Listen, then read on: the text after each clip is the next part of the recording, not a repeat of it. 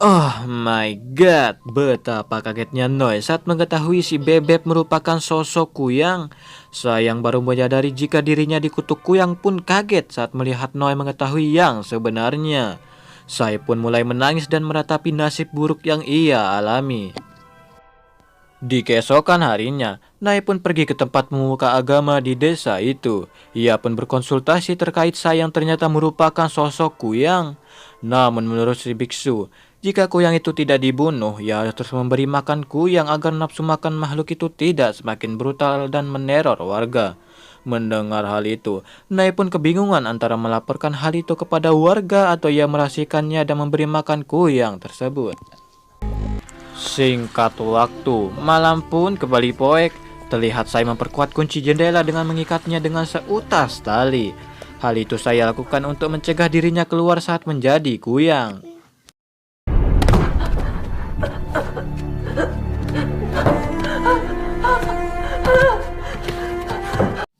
Tak lama kemudian, Noi pun datang ke rumah Sai dan berencana memberi makan Sai dengan beberapa ekor ayam.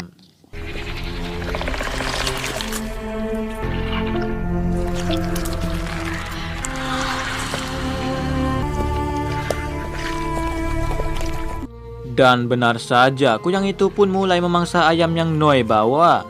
Di keesokan harinya, saya yang mendatangi puskesmas terlihat bersedih dengan kutukan yang ia terima. Melihat hal itu, Noi pun berkata, "Lei, meski kamu sudah menjadi kuyang, tapi A akan tetap lope kepadamu."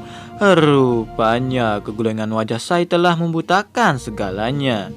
Hingga pada akhirnya, karena kedekatan Noi dan saya membuat hubungan Lope di antara mereka semakin dekat. Lantas agar rahasia saya tidak terbongkar, Noi pun meminta saya untuk beraktivitas seperti biasanya. Dan ia akan terus memberi makan saya setiap malam.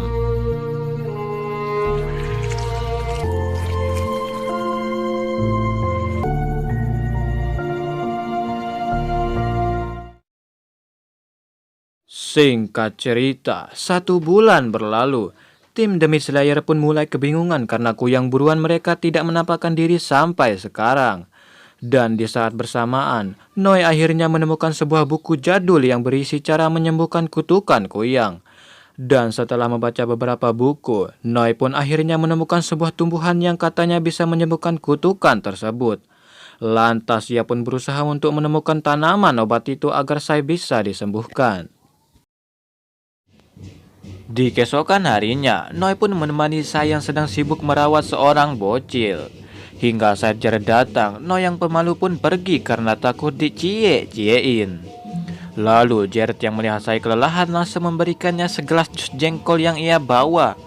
Dan setelah saya meminum jus tersebut, Jared pun mengatakan jika ia bersama tim The Meat Slayer akan melakukan perburuan besar-besaran nanti malam. Mendengar hal itu, saya pun sedikit was-was. Akan tetapi, si bocil yang jelametan tiba-tiba tergiur jus jengkol sisa minuman saya. Karena seumur-umur, si bocil nggak pernah minum jus. Dan hingga di malam harinya,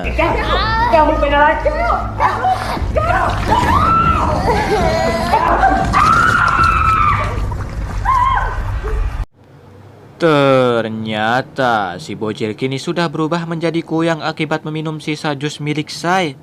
Mendengar keributan itu, si Jambrong dan timnya pun segera mengeceknya.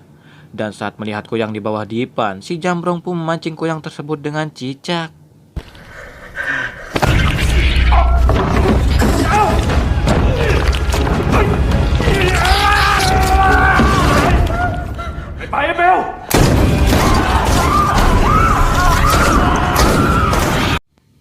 Dengan teknik pernapasan bedil, The Meat Slayer pun berhasil membunuh si kuyang bocil.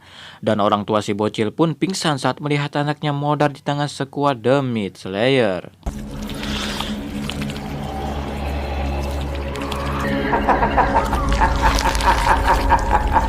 Di keesokan harinya, saat jasad si bocil dikremasi, si Jambrong pun mulai mencurigai Sai setelah mengetahui jika si bocil sempat dirawat di puskesmas. Terlihat saya pun begitu terpukul dengan insiden yang menimpa si bocil. Lantas Noi pun ingin segera mempercepat cara guna menyembuhkan kutukan tersebut.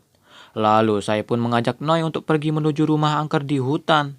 Karena menurutnya, setiap kali dirinya menjadi kuyang, ia selalu melihat rumah angker tersebut. Saya pun merasa jika rumah itu ada sebuah petunjuk tentang kutukan yang ia alami.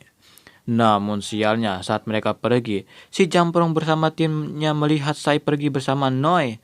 Alhasil mereka pun mengikutinya.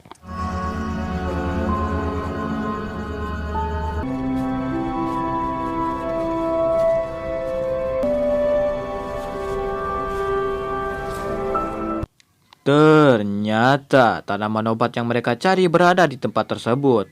Melihat hal itu, saya pun segera memetiknya.